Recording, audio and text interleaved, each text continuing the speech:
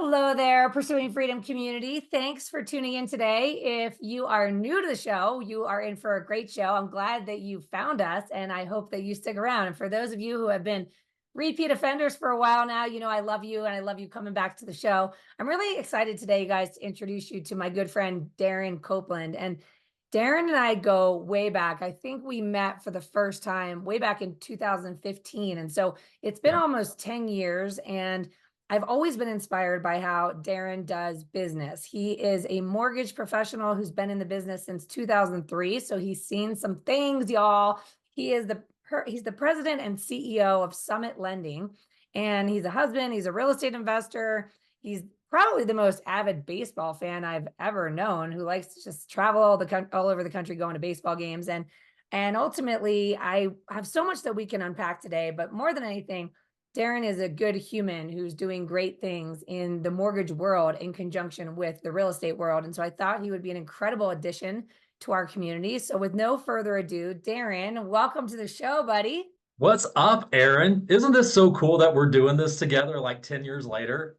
I love it so much. We've had so many fun times over the years. And also, we've been through the trenches together. When Darren and I met, we were both part of a coaching organization that attracted folks who were struggling with burnout. And if you've been listening to the podcast for a long time, you know I'm really passionate about not just achieving external success at the expense of our present moments and our time and energy, but also living our best lives powered by this business. And so Darren was with me as I was scaling my business and he was scaling his. And so I'll stop talking. Darren, just give us a little bit about your backstory and the journey. I mean, you've been in this now for quite some time. You've seen the highs and the lows. You've gone from loan officer to team leader to brokerage owner. Talk us through your story, and then we'll go down the long winding road like we always do.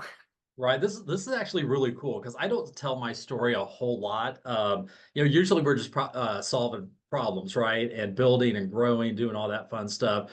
Got the business in 2003 on an accident. I think if you ask anyone, no one ever wakes up in whether in junior high and high school and says, "Man, I can't wait to be a loan officer. Like I'm going to go do that and it's going to be amazing." Like some way, somehow, we all have a story of how we fell into the business. And my story is I was in my late 20s working for corporate America, didn't like it. And I had one of my buddies say, "Hey, DC, like I have a friend that owns a mortgage brokerage. You should go talk to him. You're good with numbers, you're good with people.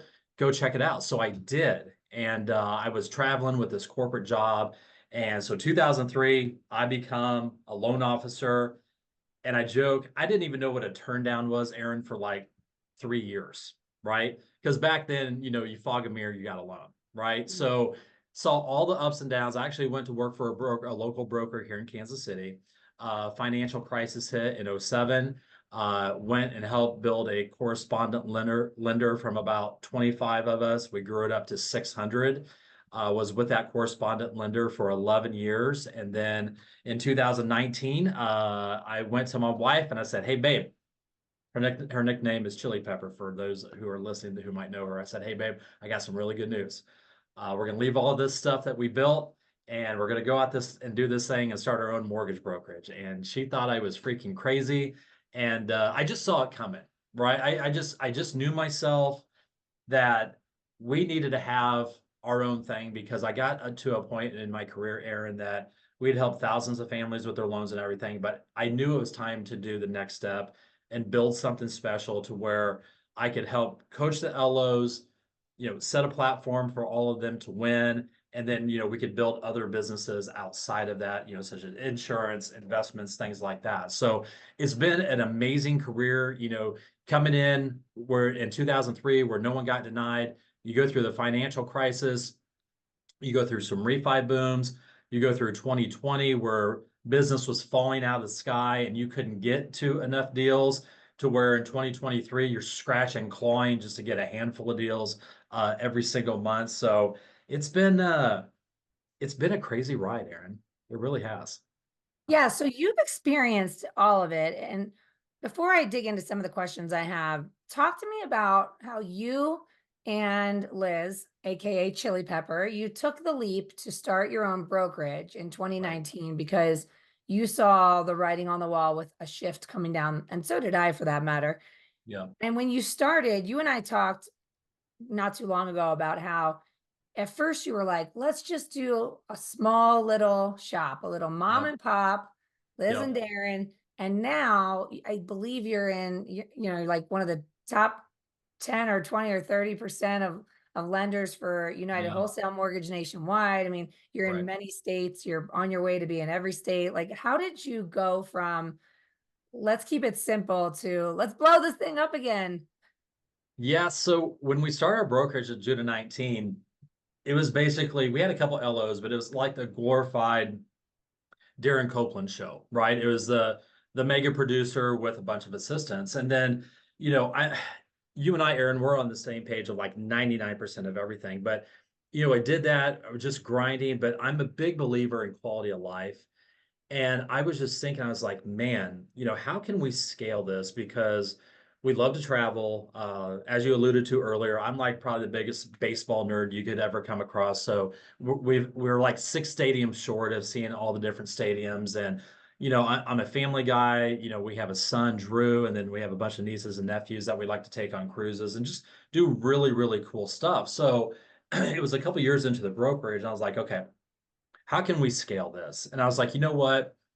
I want to do something that is unique to where I'm going to be fully transparent. Everyone knows where the dollars are. We moved to a flat fee model. And I'm like, I'm going to set up this platform that LOs literally can plug into.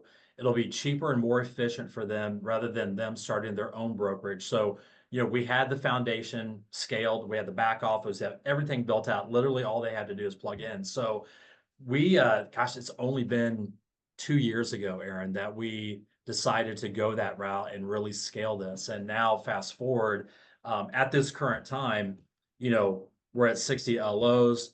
We're funding at least 150 units a month. And we're just getting started. So, our plans moving forward over the next year is to clip that 100 LOs, right? Because it's just scaling. So, whether you're a realtor listening to this call or an insurance, financial planning, or whatever, once you have your rock solid foundation, then you just duplicate it. You just keep scaling it from there, and that's what we're going to do. But we're not going to just do it with anyone. Our company motto is ABC, which is always be cool. I know Erin hears me say that all the time, but we mean it. Like, we're big on culture. We're big on empowering good people. And as we continue to grow and clip the 100 LOs, and get past the 250 to 300 units of fundings every single month, we're just going to keep doing it, right? And we're just going to keep building that machine with really, really good people. And we're going to change people's lives. We're going to help feed our insurance business and a couple other businesses as we go. But dude, it's just like we love coming to the office. And it took me many, many years to get like super, super clear on what I wanted to do. And Erin, I've been so clear the past year, 2 years on like what I wanted to do, and it's just kind of manifested itself. Like it doesn't happen overnight or magic. And you can ask my wife. I'm one of the most impatient people in the world.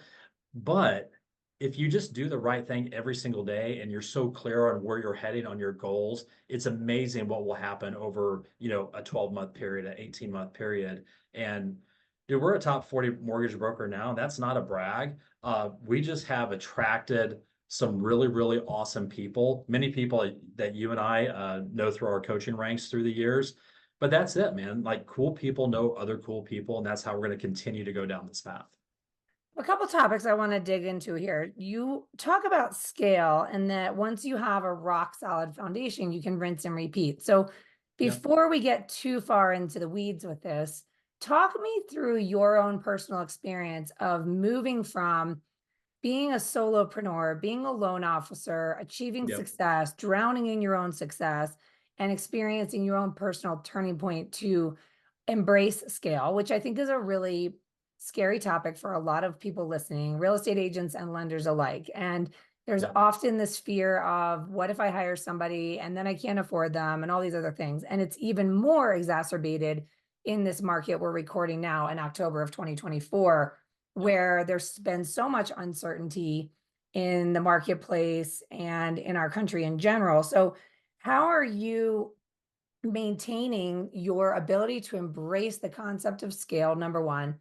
But Yep. also, what did it look like for you to transition to someone who enlisted the help of others to get out of your own way? And like, was it Yep. easy? Was it hard? Was it crash Yeah, oh, and yeah. burn, burnout before you were willing to do it? What was your story there moving from solopreneur to scalable? You guys will like this. I made so many mistakes. I hired so many wrong assistants, but I knew it was the right thing to do, and I just kept going, right? You can't dwell on your mistakes because we're all going to make mistakes. So, quick little story. So, the biggest thing that I ever did in my career was hiring my first assistant.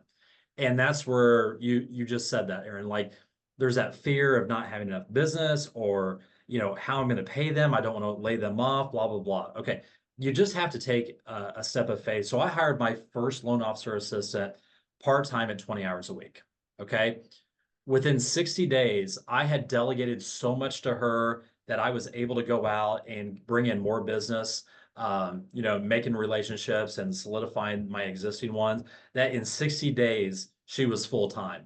Okay. Not only was she full-time, 30 days later, so we're like 90 days into this process, she came to me saying, "Hey, I need help. You need to hire another assistant," in which we did, right? So that part of the scaling is just having a really honest conversation with yourself that, if you want to grow, so let's get past the fear of hiring someone and the money. Just assume it's going to be there naturally, okay? Once you do that, then you just have to have an honest conversation of what are you truly going to delegate to this person? Because, like, I know on the loan officer side and even on the real estate side, a lot of us with high Ds, we have control issues. We just do. It's just part of it. But you have to learn how to get away from that, because I knew my highest and best use was not chasing down conditions and going after pay stubs, W-2s, and everything like that. Like, I needed a whole team to do that, to where at this point right now in my career, I can barely log into our LOS system. If someone had a gun to my head, I couldn't pull credit, and I certainly couldn't run DU or LP right now. There's no way. I have no idea how to do that. But I'm really good with numbers. I'm really good with creating comfort in relationships, and we're going to have their back no matter what. So we can, I can structure the deal, and then it's off, and we're moving on. So getting those assistants, and honestly, Erin, if I counted up, I bet in the last 15 years, I probably have had 7 or 8 loan officer assistants. The one that I have right now has been around for a long time, and she's an absolute godsend. It's interesting. And I want to just acknowledge the fact that you just so casually said, I can't do this. I can't do this. I can't do this. I'm awesome at this. And I think that so many people are so busy trying to sustain the sheer volume of tasks and to dos Yep. and relationships, including the ones that don't get done, that they don't Right. even know what they're good at because they've never actually evaluated it. And it's also an evolution, even in my business, whether it's a podcast or that's the coaching business, or it was my mortgage business or any of that, there came a point where it was so clear how I was bottlenecking my own ability to thrive by trying to do so many things that I genuinely wasn't great at, definitely didn't Yep. enjoy, and allowed myself to have my energy drained by convincing myself it's better for me to do it because I know how. It's a wild thing. And nowadays, if I am faced with an opportunity that requires some execution of tasks that I know are not the highest and best use, I don't I don't even wait. I just find somebody that knows how to do it and does it well, and Yeah. I get out of my own way. One of my biggest holdups, when before I hired my first assistant, I'm like, who in the world is going to want to do that? Right? Because it just blew my mind. Like, why would someone want to chase down pay stubs? And, even as we have scaled, like, who in the world wants to run payroll and do call reports and do compliance? Oh, my wife does. She loves that, right? So there's a lot of great talent. So let's say you're running a really awesome real estate team. You have to have that transaction coordinator. You have to have the buyer's agents, because that way you can scale your time and you're not running rampant all over the place. So what I'm saying for, especially loan officers that are listening to this is, man, if there's assistants that can do it 80 or 90% just as good as you, that's good enough. Have them run with it, right? And then that just frees you up to do everything, because Erin, you and I both know, man, like, this business, it'll burn you out. It will absolutely burn you out. So that's why it's so key on a few points is to be super clear on who you are, be super clear on your goals, and never ever forget the reason why you're doing this is to fund a special life that you can take your family on vacations or send them to private schools or, have 10 vacation homes like Aaron Bradley does, like cool stuff like that, right? Go see all the baseball stadiums, but, never lose that side of why you're doing this and just scale it because there's a lot of great talent out there that would love to have a position or a job to fulfill a specific need that you can give up that's going to help grow your business. So this is a bit of a philosophical question because I don't know that there's necessarily any right or wrong response to this, more just personal preference. But now that you have founded Summit Lending, you have 60 loan officers in your organization with a goal to have over 100. Do you feel like it depends upon the individual when you decide to enlist help for a salesperson, a loan officer, a real estate agent, or if you were sitting with a brand new real estate agent or a brand new loan officer today, or let's even say just a real estate investor, would you say don't wait, get help right away? Or would you say you've got to earn the right to get the help? So only when you get to this amount of production, and then it's time to get out of your own way. I think there has to be a certain level of production in order for it to make sense. Because, like I tell people, like, let's say you have a brand new LO, I can't take you from 0 loans to 3 loans a month. But if you have 2 loans a month, if you can generate 2 loans a month, I can take you to 4, 5, and then I can scale you to 8 or 10, depending on what you want to do, right? So one of the mistakes that loan officers in particular, they're like, hey, I need help, I need an assistant, I need an assistant. Well, they get an assistant, but then they don't go do the money making activities to go bring in more business. They're not working harder, they're not working smarter. They're hiring someone to take task off them, but they're not utilizing that time to go do something more productive, right? So it really comes down to individuals, what their goals are, what their aspirations are, and we're really big on personality tests. So whether it's a disc or anything else, we're really big on testing that because those things don't lie, and then you can run with that and really figure it out. But man, Aaron, if someone is doing 2 or 3 units a month and they just have a little bit of leap of faith and remember the whole, acts of freedom or your daily success plan or something like that, if they just follow those money making activities and they continue to delegate that 15 to 20 hour work to someone else, sky's the limit for them. I know that you also have a platform inside your organization, and I believe even beyond, where you're coaching loan officers and maybe real estate agents as well. One Mhm. of the questions I have is what's the biggest struggle you're seeing people facing today? Like, what's that common theme that keeps coming up where people are stuck? Because what I've found interesting in the last couple of years, whether it's people I'm coaching or people I've had on the show, is that, yeah, sure, the market's tough, or yeah, the rates are high, or this and that, the inventory, and there's all these stories about reasons not to thrive. And Yep. yet there are individuals that still are consistently closing 5 to 8 a month or even 8 to 12 a month. They're Yep. thriving. And I see that conviction, that decision to thrive. What are you seeing with the people that you work with? Like, what's the biggest challenge people are facing? And then what are you seeing in those that sort of supersede the external factors and thrive in spite of it? The biggest challenge I see is people are not being mindful of the information that they're putting inside their heads, like the mindset. So if they're watching the news or they're hanging out in social media platforms where, let's say, struggle bunnies are hanging out and they're all talking about the market this, the market that, this sucks, that sucks. Well, then it starts to get in their head. To whereas the loan officers and the real estate agents that I see absolutely thrive because at the end of the day, this is a sales position, right? It's all about relationships. So if you are very, very careful of what you put in your head and what you listen to, so like for me personally, I don't watch the news. I don't, if it's not on NFL Network or MLB channel, I'm not watching it on TV, or it could be Disney Channel because I'm a huge Star Wars nerd at the same time. But if it's not that, man, I'm not hanging out in any of these platforms or, you go and see all these trollers and social media groups and stuff like that, and they're just complainers. I'm just like, oh my God, like, guys, you have to be mindful of what you look at, and you have to have that positive mindset. Because the LOs and realtors that I see right now, even in this market, the vast market the past year or two, you guys, there's people that are doing phenomenal business. Like they're doing absolutely phenomenal business because they have the right mindset and they know whether rates are at 2% or 10%, people are going to buy houses, right? It might not be as many houses, but there's going to be a lot of people out there in the market. Like I think the number is 40% of the LOs didn't renew their license in the last 12 months.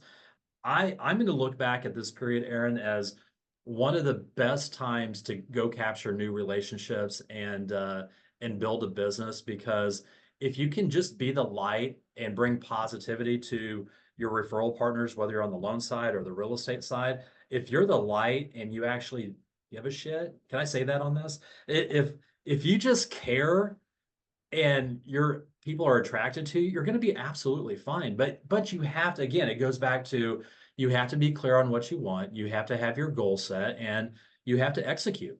Like literally every morning, I call it the green zone. You have to live in your green zone, which is your money making time, but you have to execute on that and make sure you're having some good conversations.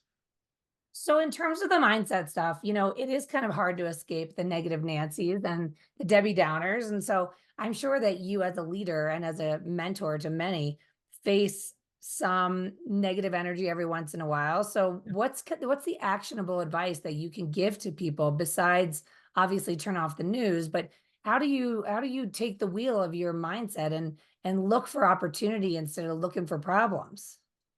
So one of the biggest things I got from our mutual coaching group that we were in 10 years ago was called the morning ritual. And I never forgot the morning ritual because it sounds so easy, but it literally sets you up for the day, right? And so I'll just share with you guys what my morning ritual is. So I usually get up around 5:15. I have like a protein shake, drink some water, and then I go work out for an hour. So I'll either go to Orange Theory or I have a personal trainer that I go to 3 times a week. So I take care of my body, and then I come back. I have some readings that I do, spiritual readings. I get ramped up that way. So like my morning ritual is I feed myself, I work out, I get good things in my head. On the radio, I listen to certain radio stations that just play good music, positive music. I don't listen to sports radio because, believe it or not, sports radio is negative connotations. And I'm a huge sports guy, but I'm just very, very aware of what I put in my head. So I just do good things in the morning. So I'm ready to rock and roll. But I know it sounds so simple, you guys, but if you get a good morning routine that works, whatever that is for you, that just gets your mindset going. So, like, now you're ready to tackle the day. You're in a good headspace. And then if stuff happens, it just kind of bounces off you. It's not that big a deal. But again, like, yeah, stuff in life happens, and some problems they're gonna happen, but just know they're gonna happen. But if you're feeling good about yourself, that will solve a ton of that stuff. Oh, and also if you're doing your social media, whether it's Insta, LinkedIn, Facebook, any of that, set a timer on that so you don't go down rabbit holes of unproductive things of just trolling on the internet. Yeah, I could not agree more. The morning routine changed my life. I started in Yep. 2015 and it is a non-negotiable for me. I mean, as long as it takes for me to get to a place where I feel ready to run towards my day and run towards my goals with enthusiasm and show up as the best version of me in every relationship I have in my life, Yep. that is absolutely critical because if we continue to just try to give from an empty well and consume more negativity, we're just letting our feet in the mud turn into quicksand. And let me ask you one more question because I know we're aligned in these things, but I also think it's important to hear different perspectives. Something that came up on a coaching call today in a group setting was around this common theme of I need consistency. I need help with my, staying focused and all these things. And granted, we live in a highly distractible world and we work in a highly distractible industry. So when you talk about that green time, the money making time, was it easy for you to master your ability to protect that time without guilt and without excuses? And how do you encourage others to do the same when they say things like, I didn't have the time, I couldn't find the time, or the day got away from me, because I feel like the outcome is not the issue. It's the execution. If someone's frustrated with their volume year to date or where their pipeline is, I go right to the execution and say, talk to me about how you spent your day each and every day last week and how Right. many outbound proactive activities were done. It tends to be like 20% of their goal. And Yeah. then their outcome is 20% of their goal. So, what's your advice to somebody who struggles with consistency? So this is one of my sayings is you either have to learn because it took some time. It didn't happen overnight. Like, you learn certain good habits, right? But you either learn to control your time or someone's going to control your time for you. Okay. And in a very cool way, I had the conversation with my wife. I'm like, listen, babe, like this is when I'm on, this is when at work, don't open up your email, don't get distracted. So you have to set the expectations in a very cool way, with your family and then also, your coworkers, right? So, I have a big stop sign on my door here at the office that man, when that thing's up, people don't come in. So you just have to guard that time like you're taking $1 million loan application, because I guarantee everyone would find time to do that. Just make sure that you put things in place. I don't know if I've told you this story, Erin, but one of the best things I ever did 6 months into my loan officer career is I hired a coach, right? And I've been in coaching ever since, whether coaching other people or being coached. And I was spending a ton of money with this guy early on in my career. And he finally said, he's like, DC, unless you get a freaking plan in place, he didn't use the word freaking, but so he dropped the F bomb on me. And he's like, dude, basically, if you don't do what I tell you to do and learn how to control your time, you're going to fail. And he goes, I don't want you to waste any more money on coaching or anything like that. He's like, I'm fine. I don't need your money. But for you as a person, you have to do this. And that was a turning moment in my career that I was like, you know what? I'm paying all this money for coaching. I'm actually going to be coachable and I'm going to implement what they tell me because, if you're coachable, I think that's the biggest thing, Erin. If you know your why and you're coachable, you're going to be absolutely fine. And the time blocking, you probably remember this class from back in the day. It was the 60-60-30 class. And that was the first time blocking class that I had really learned where you go gangbusters for 30 minutes, you take a 10-minute break, then you go gangbusters for another 60 minutes, take a 10-minute break, and then you finish off with another 30. Like that was one of the best things I ever did. But if you guys could just implement like an awesome morning routine that fits your needs, and then you start time blocking for, outbound sales relationship types of stuff, then you can just let the afternoons come to you and you'll be absolutely fine. Yeah, I couldn't agree more. And it's funny because I think there's this resistance to structure as if, oh, I wanted freedom and flexibility. And it's like, well, how Yep. does it feel? Do you feel free when you're financially stressed? No. Do you feel free when the money's good and you're drowning in your own success? No. And that's the No. other side of the coin is that because people do not have a plan in place, then when the business does come in, which it inevitably will, they Yep. don't have any way to manage it with ease. And so it becomes this seesaw of stress on Yep. both ends of the spectrum. What does it look like for you besides the morning routine and obviously getting your green time done in the morning, leaving that white space for reactivity the rest of your day, which is plenty of time for everything to get done? Is there Yep. anything else that you feel is crucial to the foundation that you've created at Summit Lending that's allowing you guys to scale with such velocity? Because you've grown so much in such a short amount of time and in Yep. what some people might call an uphill market. So, what are Sure. some of the other features of your foundation that make it so amazing? I think you get to a certain point that you have to empower your other people. So like, like right now, it's like a different level of delegation. So like right now, once a week, I have an exec meeting, which is myself, head of ops, which is Liz, our chief growth officer, which is J Dub, and then our VP of sales, Kyle. Again, it's almost like our own little mastermind that we have for 30 minutes. We talk about issues, we figure out how to scale. And what I have done is you have to coach outwardly.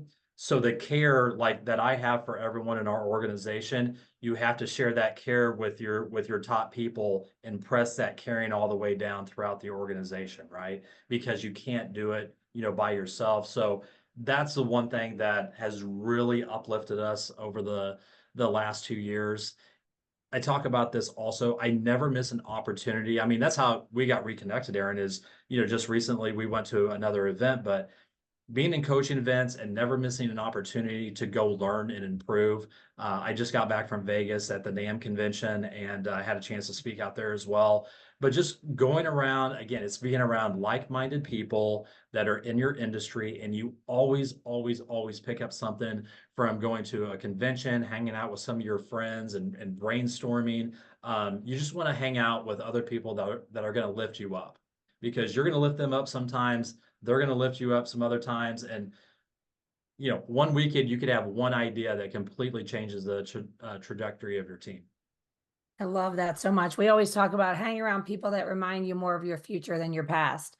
And that's not to Isn't say that the that, truth? we don't have to abandon relationships that are important to us. It's just that there is an aspect of association that is incredibly, undeniably powerful. And Yeah. I feel the same way. I just came back from speaking at a conference in Little Rock, Arkansas, and then at a retreat that for an organization I pay to be a member of. So it's a combination of putting myself in the room where I feel that imposter syndrome, where I Yep. know that if I'm feeling that, it means I'm on the leading edge of some growth that's probably going to be something I'll be celebrating becoming my normal sometime in the future. And I think Exactly. that's a really powerful thing. So, okay, let's wave a magic wand.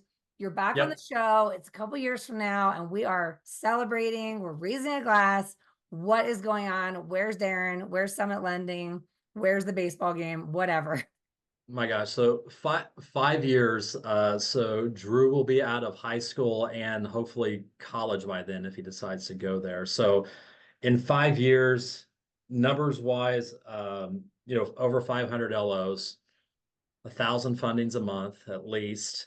And Liz and I are probably going on a cruise like every other month, just living the dream, doing the baseball stuff, maybe get an RV, go to all the football games as well. But just, that, but then also it gets into the next level type of stuff, like, giving back to whether it's family members or establishing a perpetual scholarship at your high school or college or something like that. But that's really the next step is, I'm not this guy that wants all this material stuff. I really don't. I just want to go on vacation and have a good time. But it's going to be that next level of how can we really impact others and change other people's life. And it sounds, dude, if you would have told me 5 years ago that I'd be talking like that, I'd be like, man, shut up. No, but like really, like that's the goal. That's where we're headed to. And I just want to see, how many millionaire loan officers that we can make over here, and we're on the right track to do it. Well, thank you so much, Darren. I want to respect your time. If folks want to get a hold of you, connect with you, find you, follow you, where's the best way to do so? Find me on Facebook, just Darren Copeland, Facebook, LinkedIn. You can find us at summitlendingusa.com. And then you can always give me a buzz here at the office at 816-268-4025. So I love helping people. I hope you guys got one or two things out of this. And Aaron, I say this all the time now, but dude, it is so awesome reconnecting with you. You have such a good heart and such a positive mindset. So thank you for having me. This was really cool to hang out with you.